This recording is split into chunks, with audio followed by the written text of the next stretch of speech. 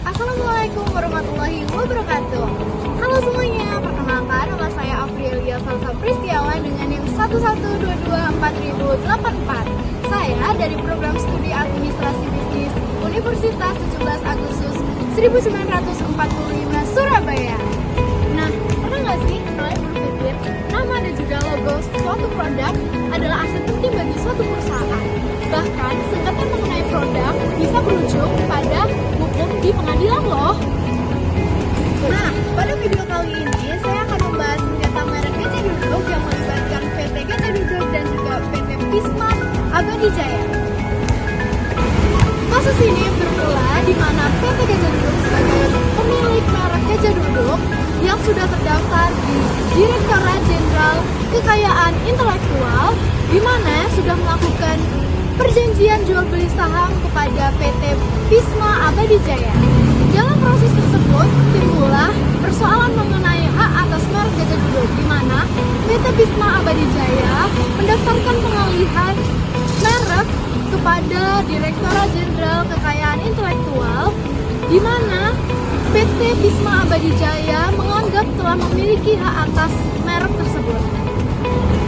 Dari sudut pandang hukum bisnis, sengketa ini adalah hak atas merek Gajah Duduk, di mana kepemilikan pribadi atau kepemilikan merek merupakan bagian dari hak kekayaan intelektual yang dilindungi oleh Undang-Undang Nomor 20 Tahun 2016 mengenai merek dan juga indikasi geografis. Pada undang-undang tersebut menjelaskan bahwa hanya pemilik yang sudah terdaftar memiliki hak untuk menggunakan dan memperoleh perlindungan hukum atas hak dalam merek tersebut. Dalam persoalan ini memiliki dampak besar bagi suatu perusahaan.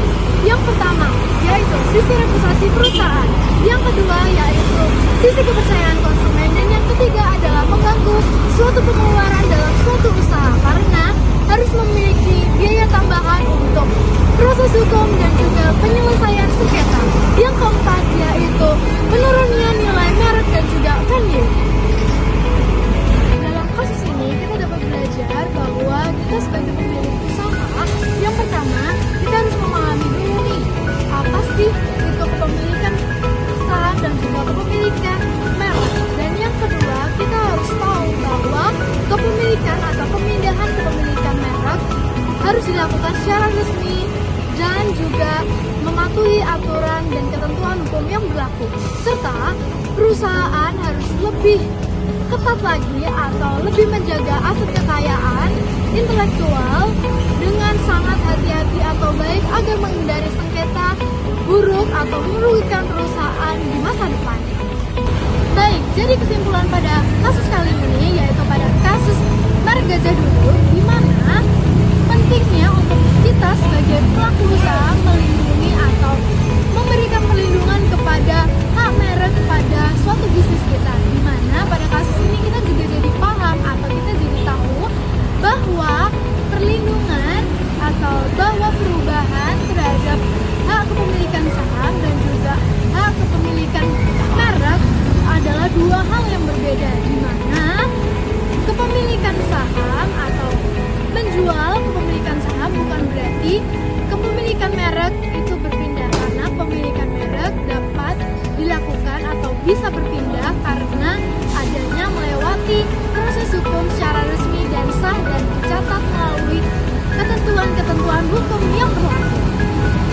Sebagai pelaku bisnis dalam masa depan, kita jadi paham nih teman-teman bahwa perlindungan terhadap hak kekayaan intelektual tidak soal tentang hukum saja, tetapi strategi untuk menjaga reputasi perusahaan, kepercayaan konsumen, dan keberlangsungan usaha.